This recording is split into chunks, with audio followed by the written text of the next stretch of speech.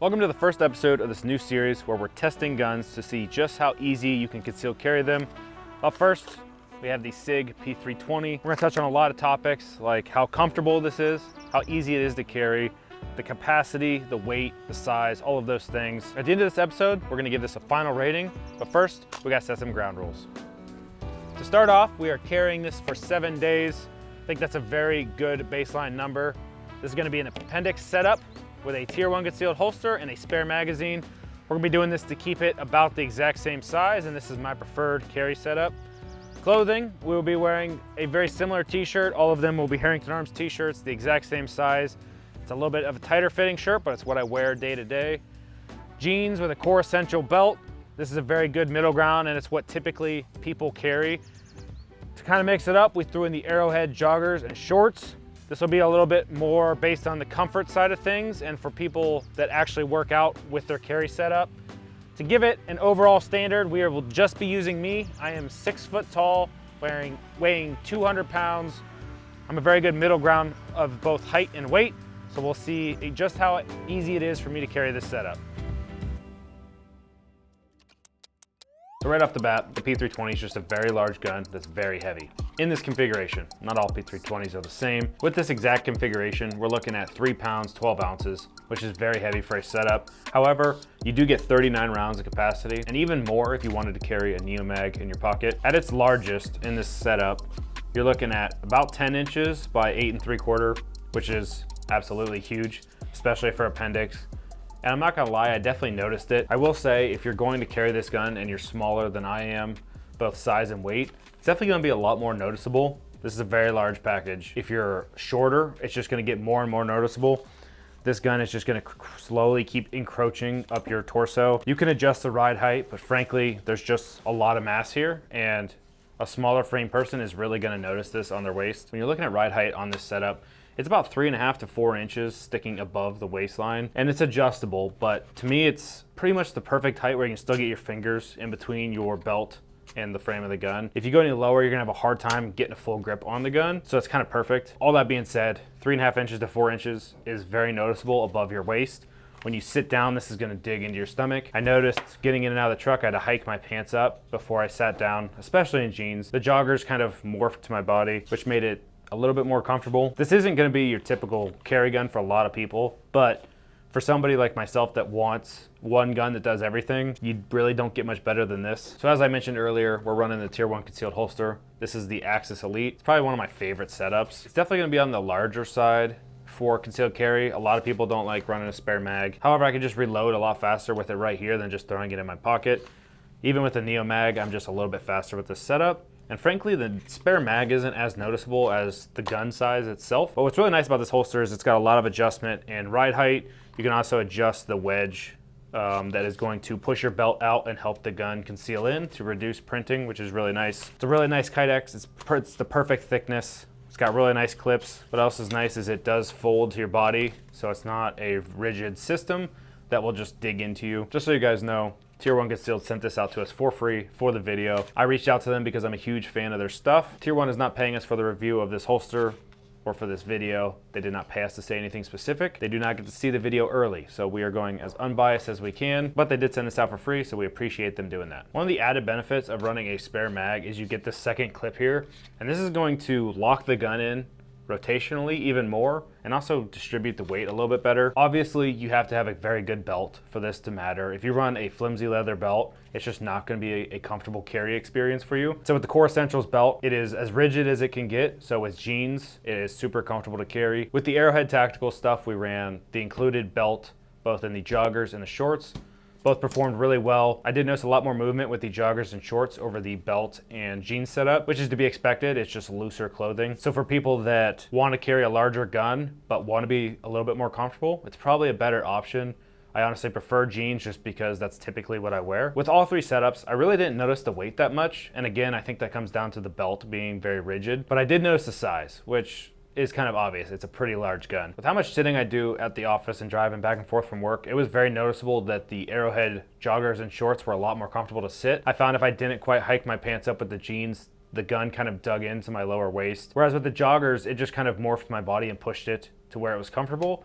So if you're somebody who sits a lot, I would definitely look into the joggers. You might not be able to get away with it in a professional manner, but if you own your own business or if you're allowed to have a laxed attire, those joggers are phenomenal and they make the whole carrying experience just that much more comfortable. One thing I did notice over this week of carrying this gun is I really did not like the shorts as much as I like the joggers. The shorts were relatively uncomfortable if I took the gun out. The belt kind of scrunched up and kind of shrugged a rigid belt around my waist, and it would kind of weave and get all bunched up. So it was kind of uncomfortable to not actually carry the gun. If you're gonna carry a gun to work and then pop your gun out and set it on your desk, just know if you're wearing those Arrowhead shorts, with that exact belt setup, it might not be the most comfortable. I'm not a huge shorts guy, but I did like the length of the shorts and the material. They were very comfortable. And if it was a really hot day and I wanted to carry, that would probably be what I would choose over cargo shorts just because of the lighter material. With the joggers, I didn't notice the scrunching of the belt as much, and I think it's because the waistband didn't have as much elastic in it. It was much more comfortable to carry with or without the gun. And frankly, I actually liked the pants just to wear even if I wasn't carrying.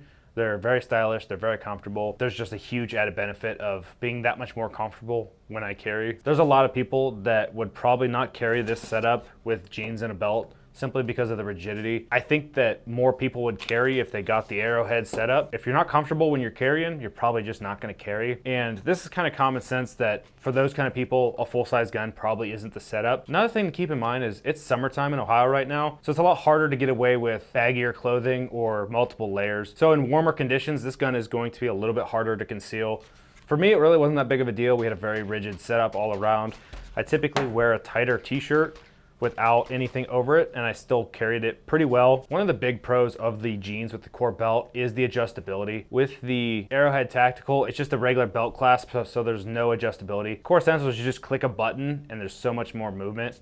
So after eating lunch, I feel a little bloated. I can just click the lever and loosen my belt a little bit. So when I'm sitting at my desk, it's just not tight and uncomfortable. And then if I stand up, I can tighten it back up. All that being said, this is a very nuanced thing, but I found that after lunch, the Core Essentials setup was just way more comfortable with that adjustability. Another thing that was kind of annoying all around was having to go to the bathroom, popping the holster in and out every time. Like I said, it's the summertime in Ohio, so I'm drinking a lot of water. I've had to go to the bathroom quite a few times. It's just really annoying to have to pop the whole holster out every single time I have to go to the bathroom. I took it very seriously with carrying this a full 7 days. Actually, it was a couple of days over. Those little annoyances that you really wouldn't notice if you take your gun off at work can really accumulate and get to be pretty annoying. When it comes to working out, the shorts are definitely gonna be the move. Some people work out in joggers, and frankly, there's not gonna be a big difference between the joggers and the shorts. Nobody's working out in jeans, so we'll just rule that out entirely. I will say, squatting with this actually wasn't as uncomfortable as I thought it would be. Nobody's gonna take a full-size 320 to the gym. They're just not. They'll probably have a smaller 43X or a 365 for that.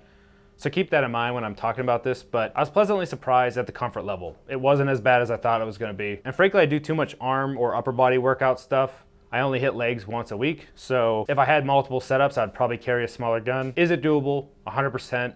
Should you do it? Probably not. It's a lot of extra weight. If you're doing a lot of squatting, calisthenics, jumping, running, it's just a lot of movement, stuff that can move around.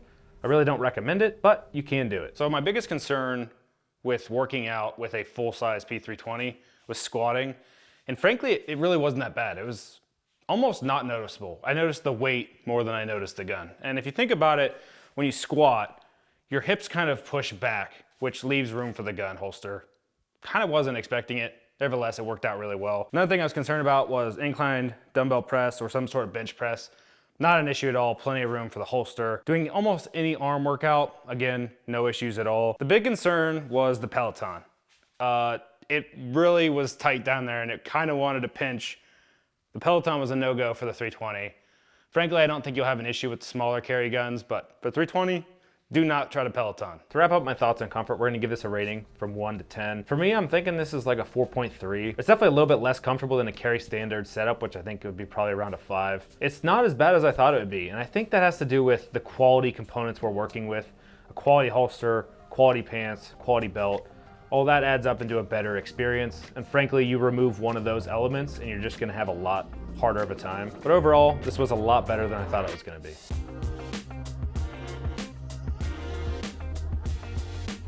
So we know that the 320 is slightly below average on the comfort.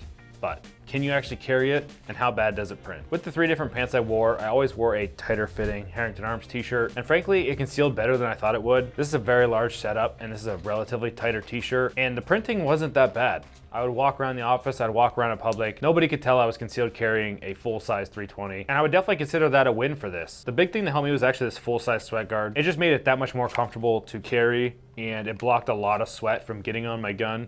And if you carry a lot, you'll notice your gun can actually start corroding and getting pretty dirty and pretty disgusting. Yes, we have all very good components going into this carry setup, but to carry a super large gun like this, appendix in a tight t-shirt, is relatively hard to pull off. Obviously, the bigger you are, the easier it's gonna be. I would say I'm pretty much average in size and weight, so most guys could probably get away with this. Carrying this full-size setup would just be that much easier with baggier clothing, or if it's fall/winter time, you could throw on more layers. If you can carry this full-size setup in the summer months, obviously, you can carry it in the winter. When it comes to printing with the different clothes, I found that the jeans and belt setup actually was less noticeable. The arrowhead kind of bulged up in the front, and it was just a little bit more noticeable. It was a little more bulgy around the waistline. With the belt setup, I did have to move my buckle to the left side of my body to make it less bulky. I think technically you could do that with the arrowhead as well, but since there's that layer of fabric over your belt loops, these Tier 1 concealed belt loops just kind of push that fabric out, and it's just pretty noticeable when you're wearing a light colored t-shirt. If you wear a darker black or blue t-shirt, it's gonna be less noticeable, but in gray, like I was wearing today, it was pretty noticeable to see it bulging at my waistline. You didn't see the gun, but you did see the bulging of the paint material, and could be kind of noticeable. In all 3 of these setups, we were running a flush fit mag. Obviously, this helped printing a lot. You could probably get a little bit better if you pulled the mag well off. With how thin the mag well is on the sides, it's probably not gonna make that big of a deal. Obviously, if you threw the mag extension mag into the gun, you'd print pretty bad. And I don't see any reason to do that, especially with running the larger frame and getting a 17 round mag. I think that's almost overkill for this carry setup. 15 is kind of the optimal size, so an extra +2 is kind of nice. However, it makes you have to fight printing that much more. So if you're one that wears a tighter shirt like I do, a mag well and a 17 round frame is definitely not ideal, but that's why we're making this video. It's definitely doable. It's going to impede you more, especially with tighter fitting clothes. One of the added benefits of the Arrowhead stuff is you do not see the clips on your belt. It's just one less thing that can get noticed if your shirt happens to flip up. Nobody's going to see your belt clips. That's definitely kind of a pro and con of the Arrowhead tactical pants, is that you hide the belt clips, but you also push that material out further and kind of makes it look like you have something in your waistline. You can't see the gun, but you can definitely see the bump. As I said earlier, you can adjust the ride height, so you can bring this gun even further into your waistline. I had it pretty much set up perfect for me. I like to be able to get my hand in between the belt, top of the belt, and the frame. Obviously, the closer you move that up, the harder you're gonna be to get your fingers in between the belt and your gun. You don't really want to get it so low that you have to kind of grab the gun like this. You want to be able to get a full grip on it. It's gonna make your draw just that much faster. However, I did notice that in the Arrowhead Tactical, this did sit a little bit lower than a belt setup. So it is nice that we could adjust that if that was going to be my permanent carry setup. Just loosen this up and raise the gun up a little bit. It would make it that much easier to draw from the Arrowhead pants if I could move the entire system up, which I can. But since this video, we were bouncing back and forth between 3 different pants, I just left it where it was, and it really wasn't that big of a deal. When it comes to concealability, on a scale from 1 to 10, I'm gonna rate this a 4. I was gonna go a little bit lower, but frankly, I think it did a very good job of concealing with a 17 round mag, a mag well, and just a full-size setup. I was very surprised, and I think that's why I landed on 4. It's a little bit less than average, but not so bad that it's impossible.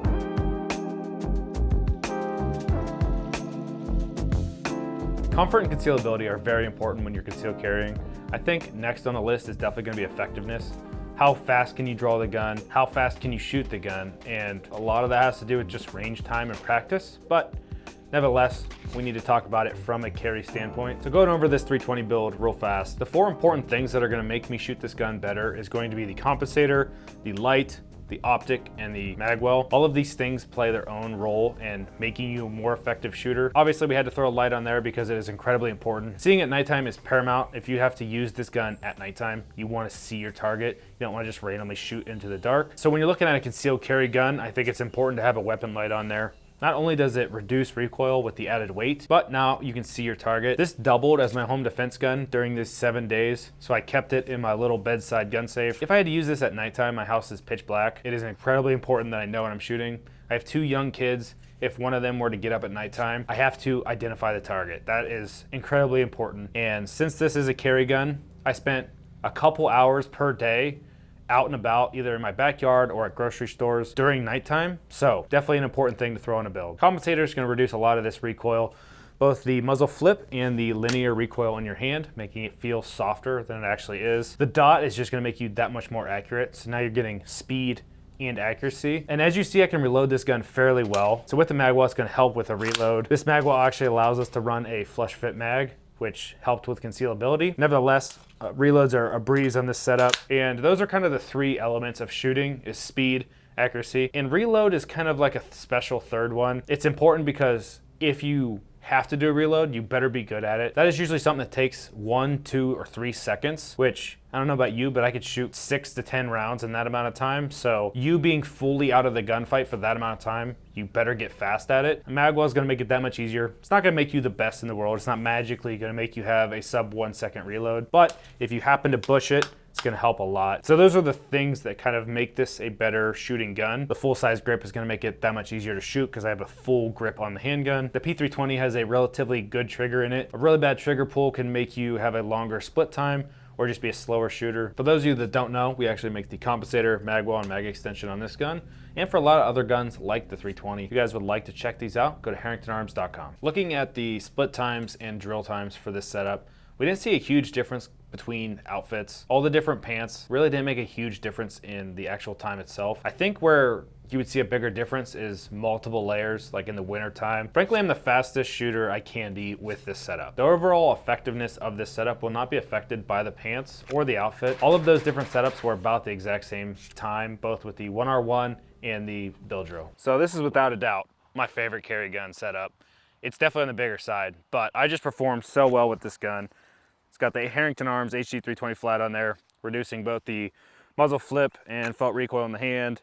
This mag was phenomenal. It allows me to carry a flush fit mag, so printing isn't going to be that big of an issue. And obviously, my reloads are really phenomenal with this. I can just perform really well with this gun.